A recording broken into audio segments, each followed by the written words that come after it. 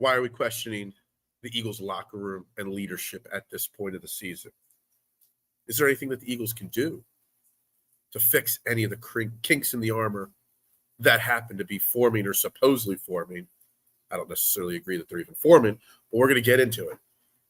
Trending in the AM live, talking Eagles, talking locker room leadership, talking Jalen Hurts, anything else you want to talk about.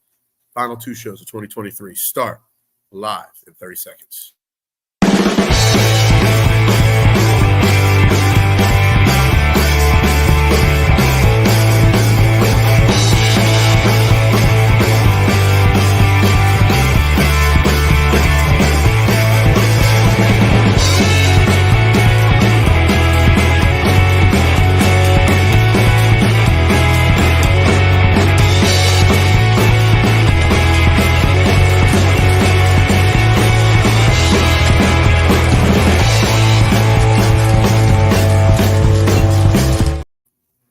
And a very good morning, everybody, and welcome to Trending in the AM right here on Philadelphia Sports Network, coming to you live from not sunny but rainy Florida, rainy Orlando.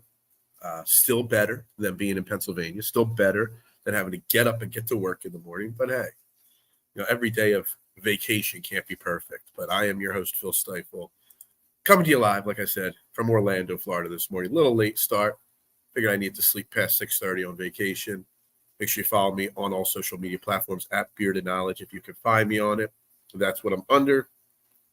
And make sure you hit the like button, the subscribe button, the share button, the retweet button, the follow button. If you're watching anywhere, drop your comments on this Eagles team, the leadership of this Eagles team, and whatnot as we talk today. If you're watching on Twitter, yes, Twitter comments are back to active. If you click on the video, it'll bring up a box where you can comment on the show. It would be great to have you comment from Twitter as well. But we got lots going on today. So we're going to get started right away. Good morning, Adam. How you doing? Hope good old Kenneth Square is treating you well while I'm down here in overcast, rainy Florida today. Peanut, what is up, my man? Back and butter than ever. Happy Thirsty Thursday. Yeah, it's going to be a Thirsty Thursday today for sure. It's raining in Florida. There's nothing to do other than enjoy Thirsty Thursday, my man. Travis, good morning. It's week 17 and the wake-up call. Yeah. So, I'll dive right into this. This has been something that, we've been talking about all year. Like, what's this team's identity? They haven't played a complete game yet. They're this, they're that. It's week 17. Yeah, week 17. If there's no identity yet, their identity has been found. We just don't like it. This is who they are, this team. It's not going to change over the next 2 weeks, 4 weeks into the playoffs. Who this team is who they are. And that's okay. I know a lot of people are upset about the not having an identity in this team or upset with what might be fractures in the locker room or leadership of this team. And honestly, I don't think it's a problem. We wanted them 3 weeks ago during the losing streak. We wanted some people to step up and start shouting and screaming and flipping tables, whatever you want to call it. Pull a Larry Bow, a baseball bat to a Gatorade, jug. That's what we wanted. And now people are standing up, voicing their frustrations, trying to be the leaders of this team. And who are the ones chirping? Darius Slay, A.J. Brown, Devon, leaders of this team.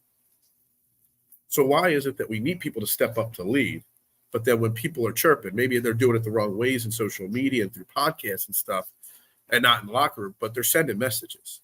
So maybe the leadership of this team shouldn't be questioned. Maybe the identity of this team shouldn't be questioned at this.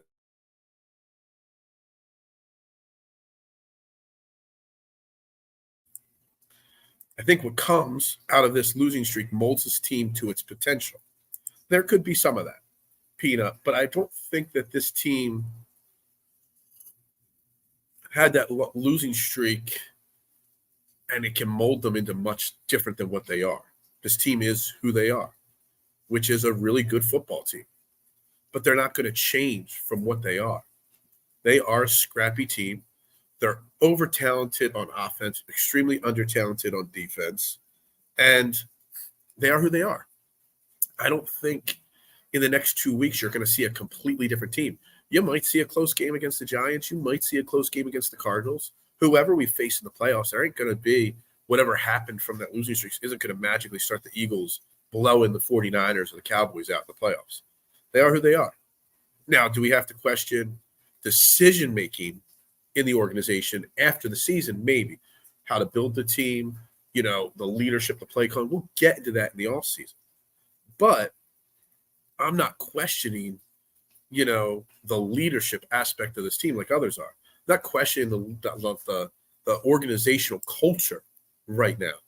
I mean, we're going to get into it. And it's so funny. I got a couple comments I'll get back to, but I want to get to this. People question Howie's season. I understand he undervalues certain positions, but he has shown to correct his mistakes. And see, I wanted to bring Howie a different way than what Marshawn's bringing up here. I wanted to bring Howie Roseman into the conversation. And there's a very specific reason why. And you see this news out of Denver. And good morning, Travis. How you doing, my man? Great to see you. Still in Florida, too? Yo, Big Dog, what's good? What's up, Nitro? How you doing? Bird Gang for life. That's right. We from Philly, we fight. Go Birds. That's right. I love it. I love it, Nitro. Thanks for tuning in this morning. You see what's happening in Denver, okay? And how they're benching Russell Wilson while they're in playoff contention because they're worried about it's this whole story came out. What news fit? All this news came out yesterday that they tried to renegotiate his contract mid-season. He said no. They're trying to push off money. They're leaking all this information to the media about what they want, what they're planning to do. That wouldn't happen in Philadelphia. It's a totally different situation. I know somebody might say, well, what about with the Carson situation? Totally different scenario, totally different situation. Russell Wilson has the Broncos. I mean, I counted it before the show. I don't have a notebook, so I didn't write it down. 8 or 9 teams that are between 8-7 and 7-8 in the AFC that all have a chance at one of the final 2 playoff positions. And you're benching your quarterback. You're blatantly making it known that I think their goal was to leak this information to make them look better because they were trying to restructure his contract to save money, to make the team better, blah, blah. No. They're doing it because they're trying to get out of that contract. And the Eagles dodged a bullet. That's another whole conversation, whatever. But that situation just shows that kind of stuff's not happening here in Philly, means that maybe our organization is still pretty lock solid and tight right now. What's up, JP? How you doing? All City Philly live. Travis, I will think, considering last year's results of this season, that this team management has figured out where the problem is and make the bold changes. Exactly. Why don't we have the faith that this team will do what's right? I mean, that's what this team is known for. Howie Roseman knows how to fix his mistakes. Russ to be cut mid in March is crazy. And I mean, I think I read he's the 7th highest rated quarterback in the NFL. A lot of average quarterback play, and he's 7th ranked. 25-ish touchdowns, 7 picks, something like that. Probably going to throw for over 4,000 yards. He was. Got them in playoff contention. And you're just going to bench them? But it's not just what they're doing. They obviously have an organizational plan, Marshawn. The problem is that they're putting it all out there in the public in a way that they should. Marshawn is right, though. You can't fix every position on the team overnight. He will correct these issues. I agree. He will correct them. But this team is who they are, right?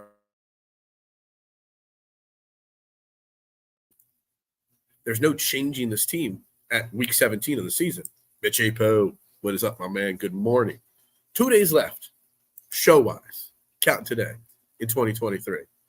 Man, it's time to start thinking about all the changes in 2023 on Trending in the AM. How big it has grown on a daily and weekly basis, man. Time to start reminiscing on this season. How he should get blamed for the construction of this team in the present time. But the question is credibility to get it right and construct a more balanced team is crazy in Roseman I trust. Now, first off, he could be blamed for some of the decision makings. He's got far too much information on the coordinators being picked and stuff like that. Game day roster, the linebackers, the safeties, the things we've gone into, yeah. But we shouldn't question his credibility because, yeah, he has led 2 different organizations almost to an extent. The Doug Peterson organization and the Nick Sirianni organization. to the Super Bowl. He fixed his Carson mistake. He's changed his philosophy on reaching on TCU wide receivers and Stanford wide receivers. Like, he's really changed drastically. So we got to have faith in that. And this season is not over. He still built a team that, in all realistic talk, not emotionally talking, should make a deep run in the playoffs. El Parcero is here. JP and Got fans. I love it. El Parcero. Defense for the Birds, bigger concern. Teams gashing Birds on the run, can't get to the quarterback. Defense has been figured out. There's a lot in this conversation, this one post to dive into. Yes, the defense is, even though we question the play calling on offense, the defense is still the bigger problem. Linebackers, safeties, whatnot. The thing that the Eagles can do, though, because at this point you're not going to add anybody else that's going to make a drastic difference. The best medicine for the Eagles defense is the Eagles offense being more like they were against the Giants, running the ball, controlling the clock, time of possession, the cliche keys to victory. The offense can save the defense drastically by doing things like that, having more 15-play drives, etc. So, we're not going to fix the teams gashing us on the run. We're not going to all of a sudden magically start getting sacks every single week. But the offense can make a big difference on that defense. Ski mask will fix everything, and having we trust. I love it. I agree, Phil. This team is who it is right now. Off-season talk belongs in the off-season. And, you've been watching my shows long enough, from AAT Birds to DSM, now PSN. Why are all the networks I work for, they're all initials. They don't have like a name. It's just AAT, DSM, PSN. All the different initials that I use here. But that's my philosophy on all Philly sports, not talking about the offseason till the offseason gets here. 5 teams, 8-7, and 2, 7-8 includes the Broncos. Yeah. So there's a lot of teams that have a shot at them at those last two, AFC postseason, spots. Problem is, the Broncos are airing all their dirty laundry publicly. That's not the sign of a good organization. The Eagles have issues. Like, we didn't even there's a huge comparison between what the Eagles are doing with Russell Wilson and what the Broncos are doing with Russell Wilson and what the Eagles did with Matt Patricia / Sean Desai. Hell, it took till 3 days after it happened for a national media guy to leak the information. None of our beat guys there could even get that story. And, there's a huge difference in the organizational philosophies on how to handle issues. And that's why, we always say it starts at the top. That's why I don't question the locker room leadership or the coaching leadership at this point, because there is a structure in place with this Eagles organization on how business is conducted on a daily basis. And I think they're doing a fine job with it. Actually should have blame for constructing this team. All I'm saying is I trust him moving forward. Yeah, absolutely. And I agree with what you're saying, Marshawn. Without a doubt, I agree with it. He made mistakes this year. For sure. No doubt about it. He made mistakes last year. There's an argument to be made that, Jordan Davis over Kyle Hamilton was a mistake. This whole team would be different. But, he's learned from it. Man, I'm not getting over sinus. I think I got a cold down here in Florida, but we'll try to thirsty Thursday this cold right out of me today. At least we held Saquon under 100 yards on Christmas.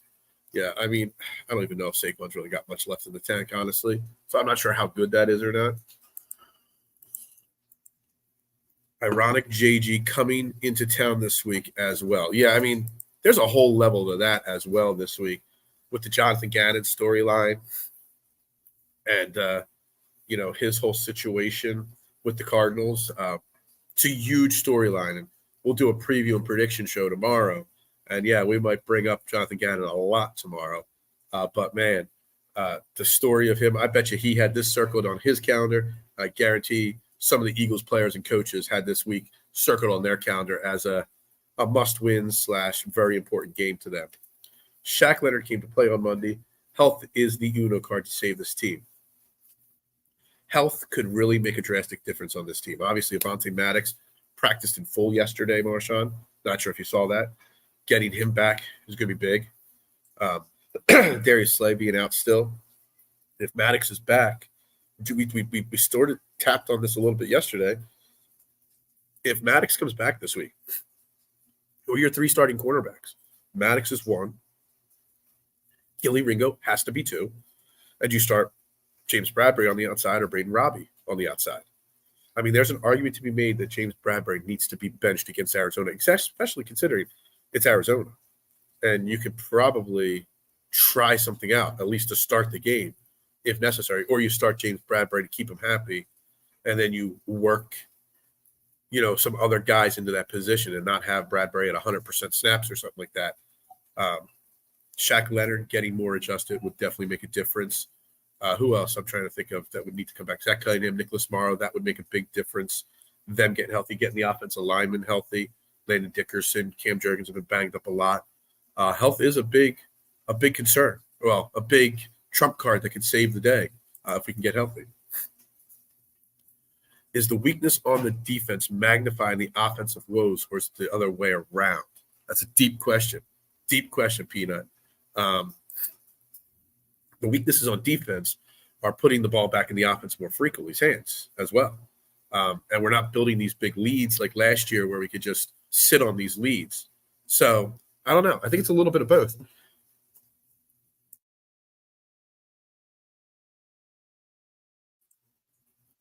I agree. Offense should be carrying team, but geez, I just let boogies come all over the screen here. My bad, guys.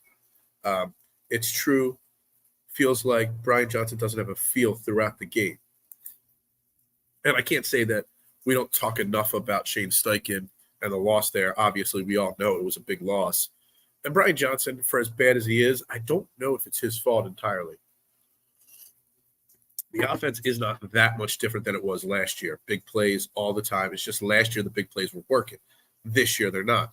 Brian Johnson and Sirianni haven't made the adjustments necessary to the play calling to combat that. That's all. Brian Johnson's all over the place. First drive seemed to be the best drive because it was all scripted. After that, we were bombarded with bubble screens. Yeah, it doesn't feel right sometimes. No one lost faith in Howie because by the end of this year, he will consistently fix his team. It is the will win. It is the will to win, the hustle, the passion. Enough talents are still here. Yeah, getting healthy. Yeah, that tissue is still the MVP. Dude, I'm struggling this morning. I ain't going to lie. I'm still rocking with Jordan Davis fan Carter. Yeah, look, I'm not saying I don't want Jordan Davis on this team. I'm not. Just, when I say, first off, I'm just bringing up other people's thoughts and comments. But when I say Kyle Hamilton over Jordan Davis, it's just the theory that it could have been, and things could be different. Yeah, I saw that.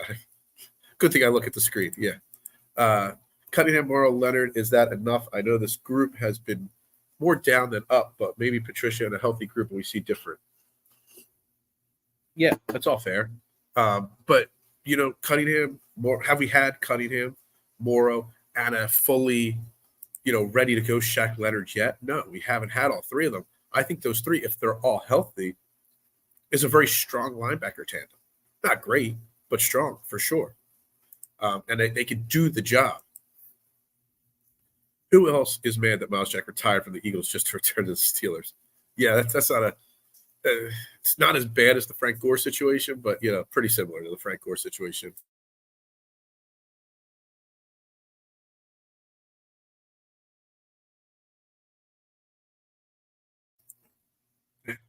Denard Wilson will get interviewed for DC this summer, maybe one with us. Yeah, maybe bring him back from Baltimore. That's where he went, right? Baltimore, I think. Yeah, we'll have a change at defensive coordinator next year, but that's next year again. A real Eagle doesn't do a sick leave absence. Yeah, no, I thought I was just dried out from the hotel room in Key West and stuff, but I'm definitely fighting a little cold here, and I actually feel better this morning. Just sitting here and chit-chatting, though, sitting still. Everything's just sitting there right in my face right now. By tomorrow, I'll be good. What is up, man, chatter? Good morning today. How you doing? Go get them. That's what we're doing today. Leonard came out in comments. They said I was dead and gone. Gotcha. I love that. Put them on. Phil, you come down with something. Yeah, I got a cold.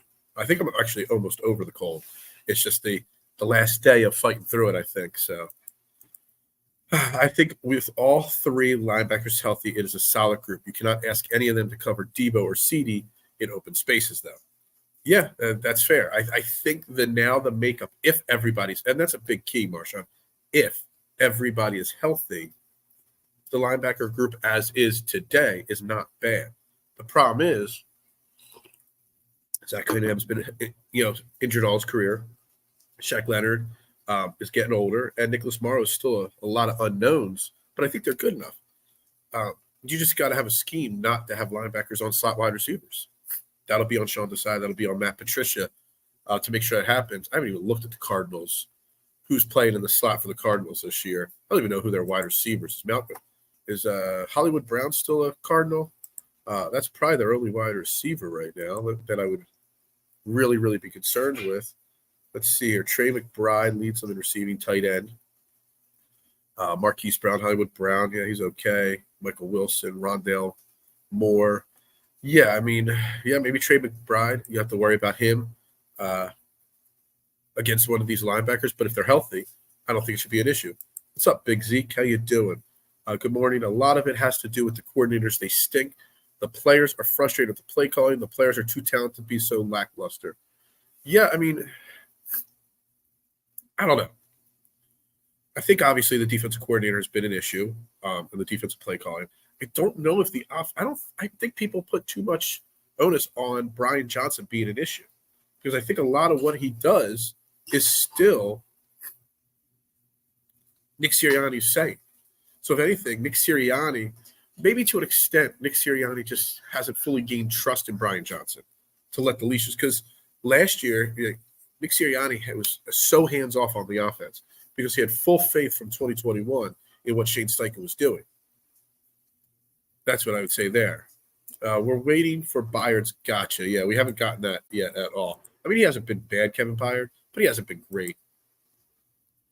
It's crazy that I didn't know he was that young. Football truly is – wow. I thought Shaq Leonard was in his 30s, honestly, like 32, 33. Can't believe he's that young. That's crazy. Yeah, we've touched on this, Adam, a few times. We got Isaiah Rodgers coming back next year. Such a great low-risk, high-reward move from Howie. And, Howie's always playing the long game, and that's a long game type move. We'll be curious to see what they do with Slay and Bradbury, but we'll probably have a off-season show dedicated just to that at some point, what they do with those guys. I'm 28, and it feels good to still be young. Yeah, I wish I was still young. I feel so old sometimes. I like Byard, actually, in a year where everyone on the DB's group got big beat. He actually has been a steady cover.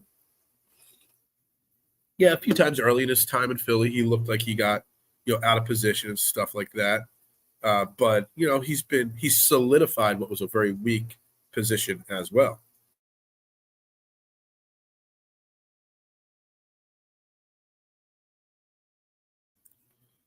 We sold on Mr. Ringo, Keely Ringo. Saying it right because K1 just joined up too here. So far, the last couple of weeks, Keely Ringo has done well. He has. I'm not anointing him and jumping up and down and saying he's the next big thing, the next Asante Samuel, someone said yesterday. I'm not saying that. I'm not putting that kind of pressure on the kid yet. But he's shown growth.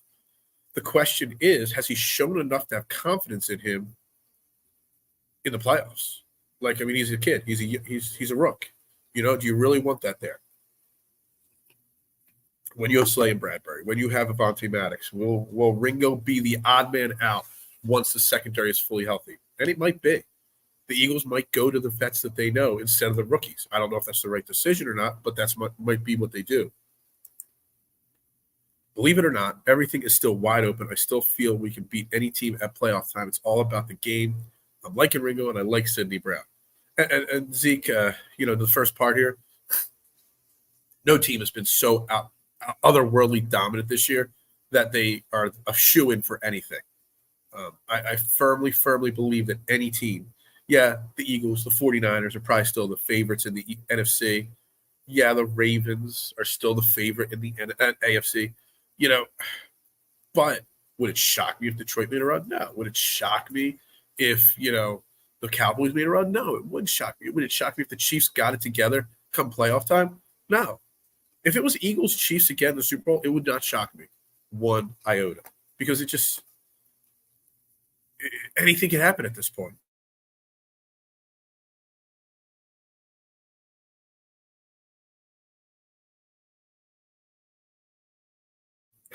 This is rough this morning, guys. Sorry. Before the Ringo INT, Bayern had the last INT for the Birds. Yeah, we have not created a lot of turnovers at all. And that's something that I would like to dive more into this offseason, trying to figure out how and why, this team does not create turnovers and how they can get about creating more turnovers. It'd be appreciated. If we can't get sacks and we can't get turnovers, then we're struggling. It shouldn't be so hard to get those. A few more than we have, because right now it's a pretty big problem right now on this team.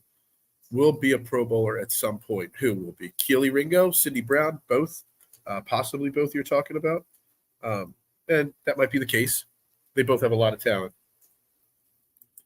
Chiefs had rookies on the team last year, and they won it all. Pacheco was a rookie. So I get it. So you're saying you trust Keely Ringo over the vets.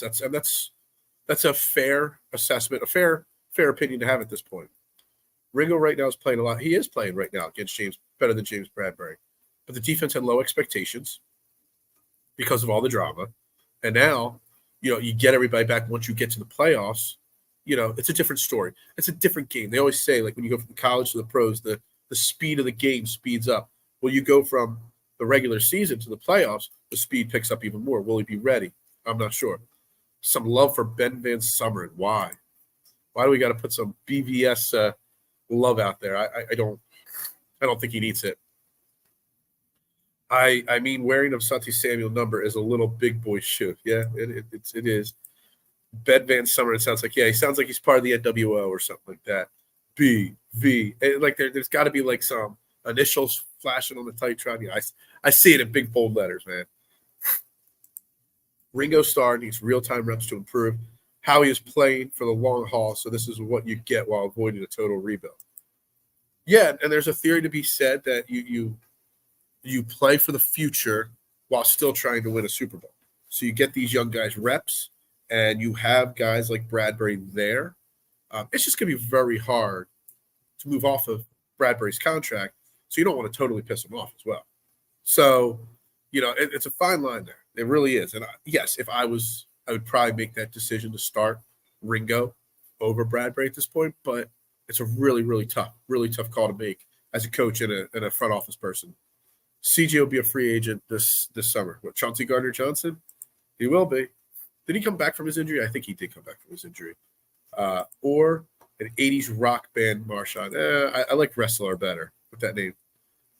Sean Bradley type special team cheap edition. Forget how much. I totally forgot about Sean Bradley. I mean, he got hurt in camp, and he was a special team ace. There was another piece of depth that we lost before. We talk about all the injuries we've had on this team. Nobody talks about missing out on Sean Bradley. I was referring to Sidney Brown. It was a gotcha. Sidney Brown as a future Pro Bowler for sure. Yeah. Van Summeren. Let's get ready to Van Summeren. Yeah. Van Summeren bomb. Would that be his finishing move? Flacco, furious at the Jacks. Flacco's the one that said gotcha to everybody, throwing for 6,000 yards in 2 weeks for the Cleveland Browns. Who would have thought he'd be leading? Who would have thought in 2024 Joe Flacco would be playing playoff football in the NFL? Not me. Orlando for fun. Yeah, I mean, it's going to be a lazy day. Rain looks like it's kind of tapered off here, so maybe we'll get some outside time today after all. One more time.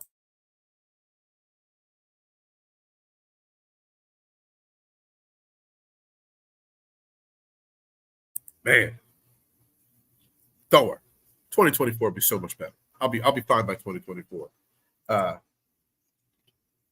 one thing I also like is Nolan Smith at linebacker. He made some good plays when he's on the field as linebacker, great speed and a short tackler. Yeah, I'm not sure about Nolan Smith. I know there's talent there. I think his ultimate role is the replacement for Hassan Reddick down the line, whether it's after this year or after next year. I'd like to see him be a little stronger, a little bigger. I just think he's too small to play edge. I don't know if he's fast. He's not. I don't know if he's talented enough to play linebacker per se. But he could be good. He could be good in a Hassan Reddick role down the line. Who would have thought Geoff beats Dak, man? That was a tough loss for the Cowboys. Hate to say it. His finishing move should be called White Van. Last day of summer.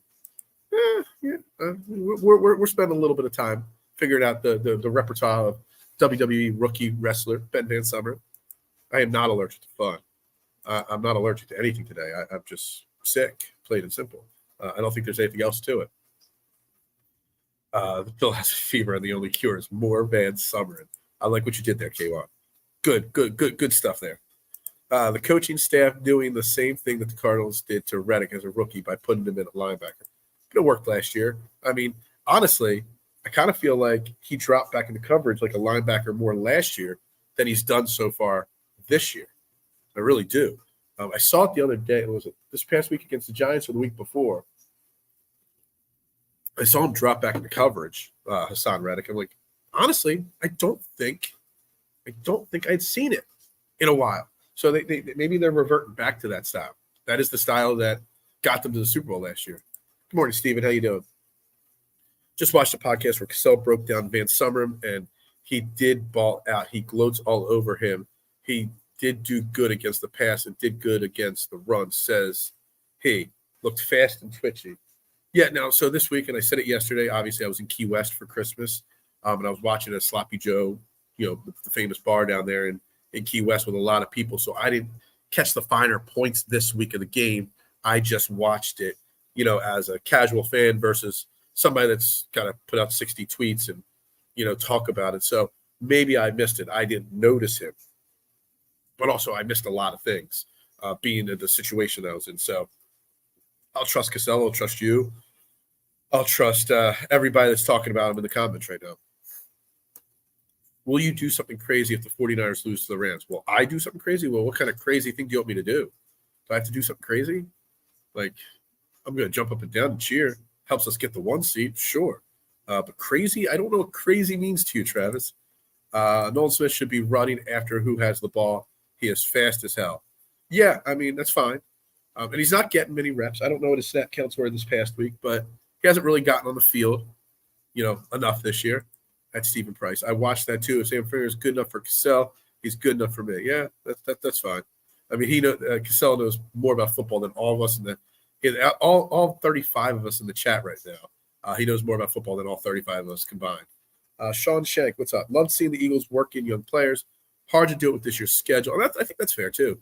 Like, it's hard to work in young players and get them experience, not just when you have Super Bowl aspirations, but when you're playing the elite of the elite. It's not like they're figuring out how to play in the NFL against the Giants and Cardinals every week.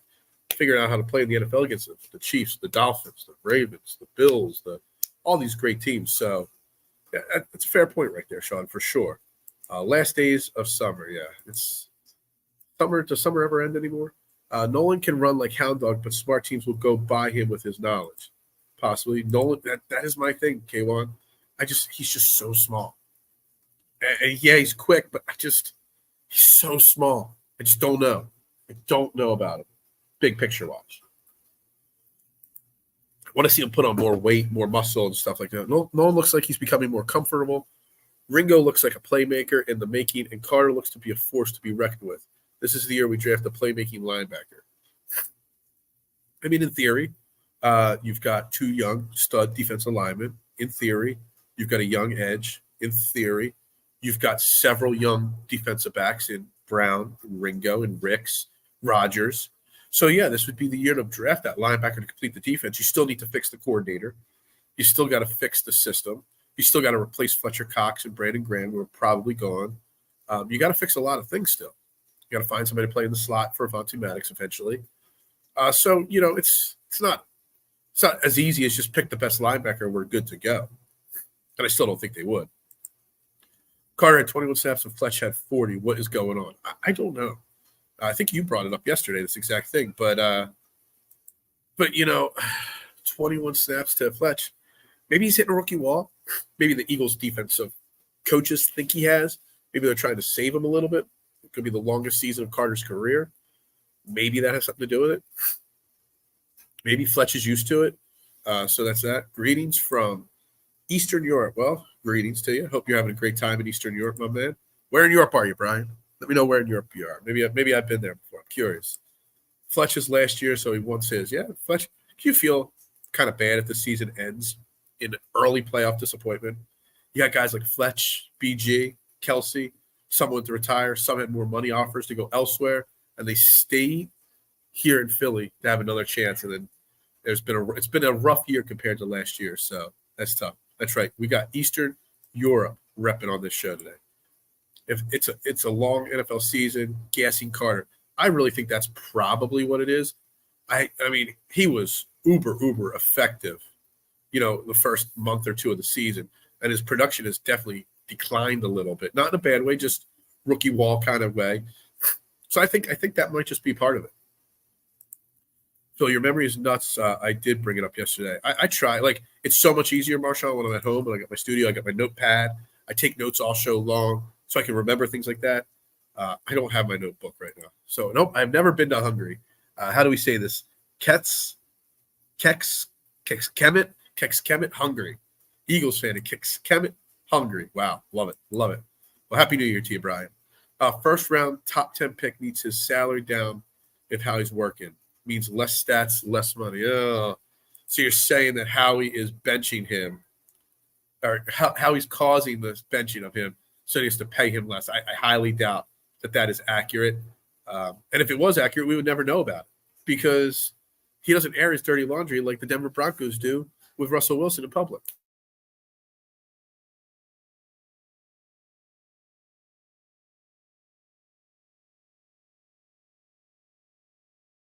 Took my face off the screen by mistake there.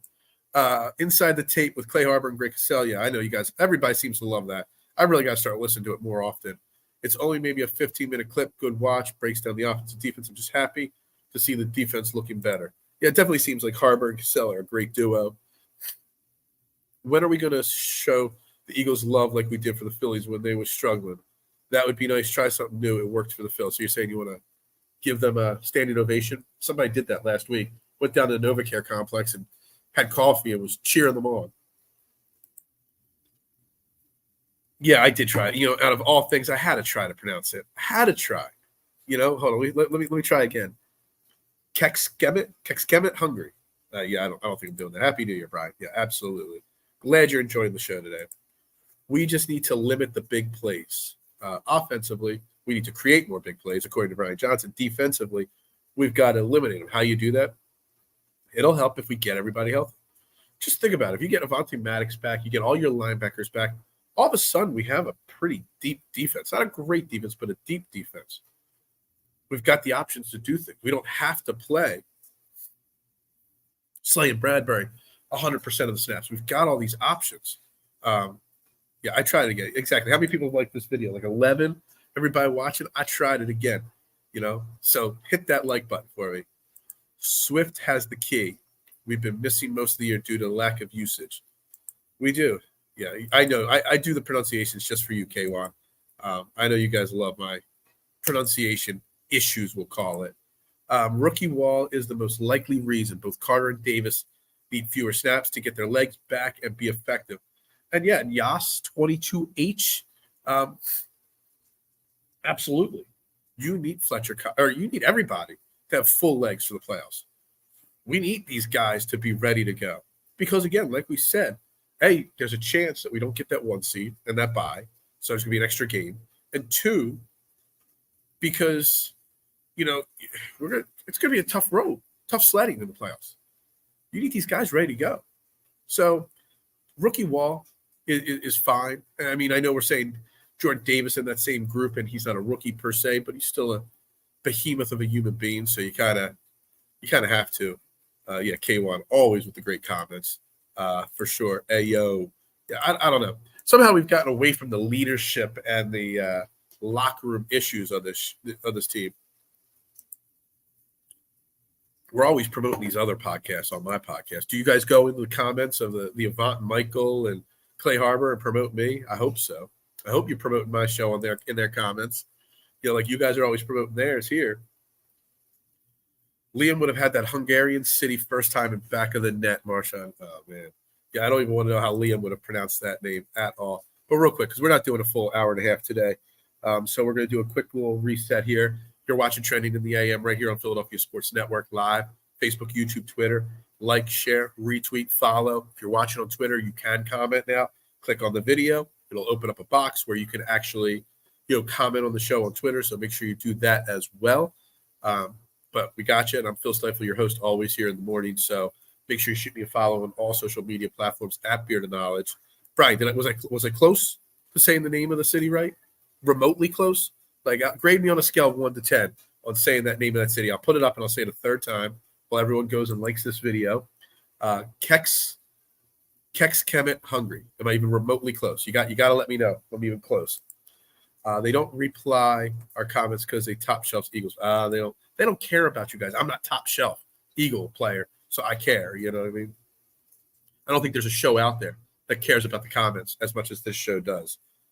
Brian says I was pretty good on the pronunciation. Not perfect, but pretty good. What is going on in the comments right now? I don't even want to know what this means. I don't want to know. Don't want to know what that means at all. But anyway, back to this what the topic really was, which was questioning the leadership.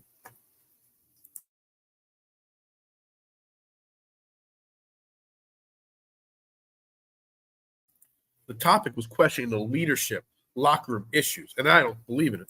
Brian left the chat after the attempt. No, he says it was pretty good. So it's pronounced Catch Kamate. Catch Kamate. No, that's not bad. Trading the AM is a connoisseur's dream. We don't want just anyone coming here. Yeah, you guys, don't even want, like, you guys don't even need me to run the show. I can just hit go, and you guys can just chat for for an hour and a half. You don't need me. You don't need me. Checkmate. Is that how we say it? Yeah, checkmate. Yeah, something like that. I don't know. Something like checkmate, mate. Something like that. I don't even want to know. But anyway, all this stuff we've talked about the defense, about the everything, still comes back to the leadership locker room questions that are floating around social media, floating around the media, floating around leaks-wise. Are you worried about the locker room and the leadership of this team? This is not asking about, are we worried about the play calling of an offensive or defensive coordinator? This is asking about, are these players standing up and speaking their mind? And is it causing a fracture in the locker room? Is, comments and whatnot, is it a problem? I don't think it is. Yeah, you're all just laughing in the comments. You don't care about me. You don't care about this show and the comment and what I got to say. You guys just want to laugh, have a good time. And I love it. I do. I just can't breathe today. So, that's my only issue, because I'm literally struggling to breathe. But that's the dedication right here. I'm here with you. I'm a little under the weather, and I'm here with you. I got strange vibes from AJ these days. Yeah. I mean, I get it. But is it? We wanted somebody to step up. We wanted somebody to say something. We wanted leaders to pull this group together. But then when they do, because of the way they're doing it in podcasts and on tweets and whatnot, then we don't like it. And that's the question. Like, what else that's AJ Brown is a diva. I don't think there's a top 5 wide receiver in the NFL that's not a diva. You kind of have to be a diva. Now, do we want Jalen Hurts to be a different kind of leader? Because I know there's a lot of talk about that in the media, that there was that report that the Eagles organization is unhappy with Jalen Hurts and the style that he leads by. They want him to show more personality and stuff. And I've brought that up before. And I don't know if you're being serious or not, but I think it's a bogus claim that the Eagles organization is unhappy with him. But I don't know. I don't know how I feel about it anymore. You want me to pay you to advertise this show? I don't pay I don't get paid to advertise other people's shows in the comments. On the locker room is lost. The fact that they're arguing on the sideline, I've been saying it all year in the last couple of shows of yours. The issues stem from no one in the locker room wants to man up. See, I don't know. I'm so torn on this, Matt. I am.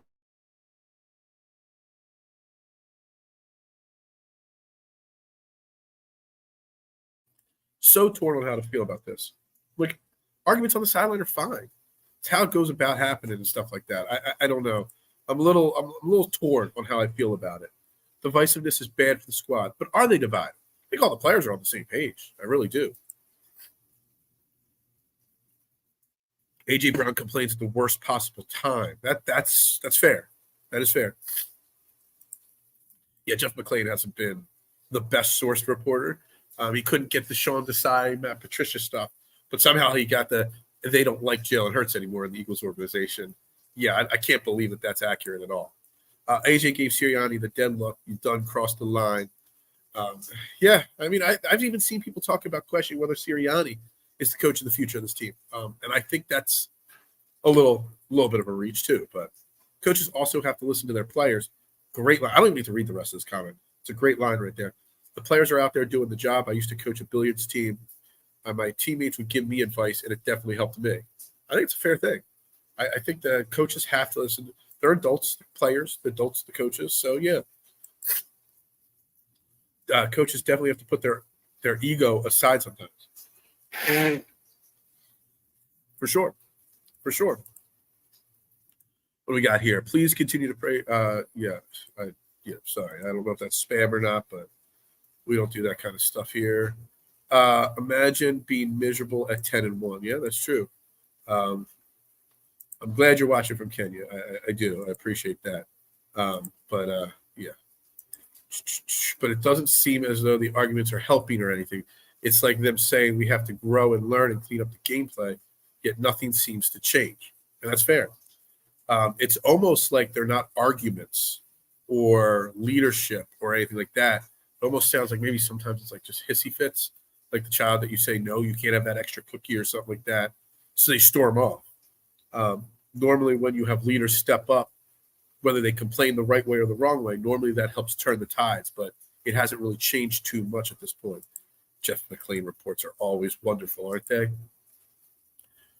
Because we played like last year Giants team, win all one-possession games and close games. Look, again, on the how you win a football game. I mean, a lot of games last year, Travis, were very close. Very close. There was a lot of games last year that were very low or one score, less than a touchdown wins for the Eagles. We weren't complaining about it last year. Last year, we were saying it was a gritty team that always finds a way to win. Now, because we lost 3 games this year in a row, all of a sudden, those close wins aren't as meaningful, supposedly.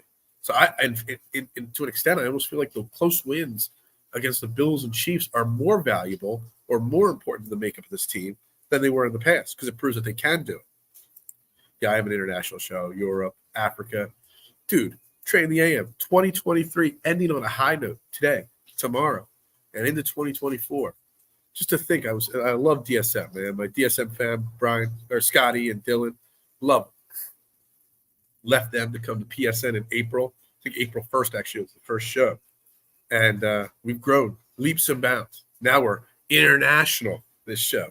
Wasn't international before, but we're international now. Love it. We had close games against the Bears, Lions, Giants, Cards, Texans, Colts. Somehow we complain about being 11-4. Exactly.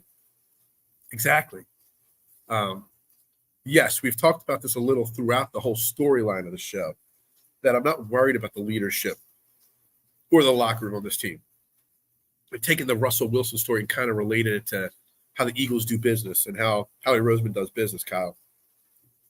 And you wouldn't have the situation in Denver unfolding the way it is unfolding in Philly. Thank you. I'm glad you enjoyed it. We're here. Normally, it's Monday through Friday, 8 a.m. to 9:30. I'm on vacation right now, so we're just doing it whenever I decide to wake up every morning. But, yes, we normally go 8 a.m. for 90 minutes, 5 days a week, every week. No days off, vacation or not. Just sometimes on vacation, I kind of just mix up the times, and we don't really feel like going 90 minutes. I might only go another 15 here today, 10, 15. I know somebody's cooking breakfast in the house right now. To get some of that breakfast in me. Oh, we had close. Oh, I already read that. But, yeah, back to that comment. Exactly. You know, last year's team, I remember that Bears game, that Lions game to start the year. We were just happy we put up 38 points. The Eagles beat Miami, Dallas, KC, and Buffalo this year, and people are acting like the Eagles haven't beaten anyone. 100% truth, my man. Yas22H, 100% true. And this is how I felt all year. And I was wrong for feeling this way. I just think it's the inconsistencies of this team is the biggest worries. And yes, the inconsistencies are there, but so are they across the rest of the NFL. There's a reason why there's 8 teams that are 7-8 or 8-7 in the AFC. There's a lot of inconsistencies. I would much rather the Eagles' inconsistencies than say the inconsistencies of the Colts or the Broncos or, I don't know, let me pull up the playoff standings for the entire NFL. I'd rather take the Eagles' inconsistencies than that of, the Bucs or the Saints or the Vikings or the Falcons or the Packers. I would take our situation over all of those massively. It's like we're 4-11 if you let people talk it. Yeah, I agree. That's how people are making it seem that we're this awful team, and we're not. Ain't nobody sleeps on Kyler. I sleep. I can't stand Kyler Murray. I think he's so overrated. So overrated. I mean, if they aren't happy as players and don't like the play calling, somebody should step up and say enough. Too many strong top NFL players are on this team. All of a sudden, no one can say anything or get anything to change. Yeah, it's interesting. Yeah, it definitely is. The whole team just looks miserable. The vibe definitely seems off. For sure. Johnny U, what's up? Remember the quarterbacks they played last year? A bunch of Joe Schmoes. Yeah, they did play some weak quarterback play last year. And this year, they're playing some elite quarterback play. And we're still 11-4. Turnover differential was opposite from last year's guys. The turnover differential and the sack differential, both big-time issues on this defense. Not getting after the quarterback, or not completing getting after the quarterback enough, and obviously not creating turnovers. Big deal. And obviously the offense is turning it over. I don't know who Dad is. I'm not your dad. Just if you're looking for your dad, it's not me. I promise. Imagine being a Chiefs, Niners, or Cowboys fan right now. I mean, they're in no better situation than we are.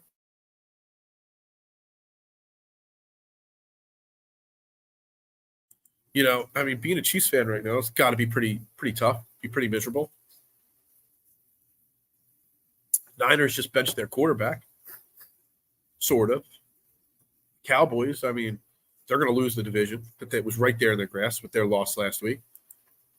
So it is what it is. Takeaways are the biggest difference from last year. Yeah, takeaways and sacks. I put them kind of hand in hand. But for sure, not creating turnovers is a big issue right now. I wonder if you can. But let's bring up some good potential. Ringo and Brown will definitely grow into solid guys. We've been talking about a lot this week, how those two guys are part of the future of this defense, right there along with Isaiah Rodgers, hopefully next year, with Eli Ricks. There's a lot of good youth on this defense. That's what I'm saying, Phil. Shit was all good a week ago for the Niners. NFL, not for long. Such a quick turnaround in the NFL, Marshawn. It is. It's crazy. The rush has been undisciplined at times, leaving open lanes for Johnny. You know me. When I get on a point, I say it over and over again. And I haven't said it in the last couple of days because Marshawn and K1 and all the regulars hate me bringing it up all the time. But the Eagles lead the league in almost sacks because they don't wrap up. They don't finish. They get pressure. They let a quarterback slide up out of that pass rushing lane and take off for a big player, complete a big pass down the field. It has been one of their Achilles heels all year. Like literally, they get 3 or 4 sacks here or there, and 12 more that they could have had, and they don't. I like the usage of the word undisciplined. Maybe that's what it is that they are. And yeah, I've been talking about it all year long. Imagine all the people, K1. Yeah, yo ho ho. Yeah. Only issue about Brown, his intensity will lose us a game or two. Yeah, and see, that's the thing. And that's why I wanted him eased along this year. I called it throttling down. You're talking about the intensity. That's fine. I think we both talking the same thing when it comes to Sidney Brown. The thing with him is that you take that right now and you hope it gets better in future years. That's what you hope for. And he gets better at that. Matt Mack, you're lucky if I'm not a mod. I've got you out of here, man. Now everybody's open. Everybody's allowed to have their opinions in this show. That's why I say your opinions actually matter on this show. Some people are saying we missed Gannon. If only we did blame him. I have said that the loss of Jonathan Gannon, it's not as big as the loss of Shane Steichen, but it was still a loss. This defense was a top 10 defense last year. You can't. It's a fact. It was a top 10 defense. Now, he was distracted. He quit on this team in the Super Bowl. That's fine. That's a topic and whatnot. But week to week, this defense was a top-tier defense last year. We lose our defense coordinator. We're not anymore. We also had no injuries last year on defense, Travis. So, it's not a stat line, but it should be. Sacks weren't always a stat. They had to add that. I think they should add the almost sack to the extra analytical stat people. There's a stat in baseball. I forget what it is, but it's like a hard hit percentage or probable average or something. Where like if on an average day, like how many of your hits would have actually turned into a hit but weren't a hit because of a great defensive play. Like come up with some ultra analytic stat of almost getting after the quarterback. And if the situation was right, you would have gotten it. Sure, somebody can come up with something like that.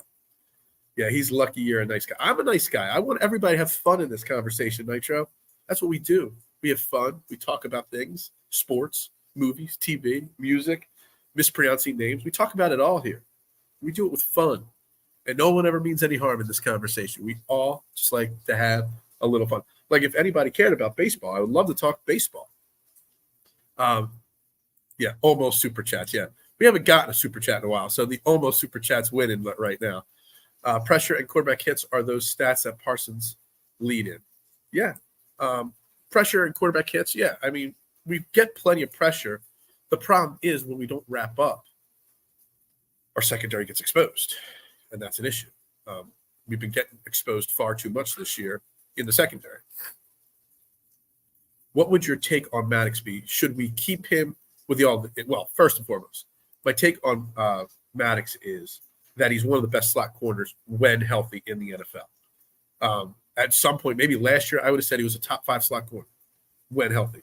Said it before the season started. I said it as soon as the injury started or happened, that we had far too many injury-prone players on this defense, Avonte Maddox being one of them, that they needed to, as soon as Zach McPherson went down, that they needed to bring in another slot corner immediately to back up Avonte Maddox. They did. Maddox got hurt. Now we're in the situation we're in. But when healthy, he's great. There's not many people better than him at the job. Slot corners where he thrives best. Not outside, not at safety. So his rookie year, he played safety. There are my feelings when they talk bad about my birds. I got you, man. It's okay. We're not talking bad about anybody. We're discussing. We have a discussion on the show about opinions. 11-4 in this fan base is not convinced the team is contender. It's nuts. It is. It really is. It really is. Yeah, this fits Matt Mac's conversation or question. Can't help the club from the tub. That's why I love that line. Ed Kratz used it for the first time on the show, and I love it. I love it. But yeah, Avonte Maddox, when healthy, is great, but he's not healthy. Dallas Goedert isn't healthy ever. You know what I mean? A lot of guys on Zach Cunningham, always injury-prone players on this team everywhere. So we got to be better there. We do.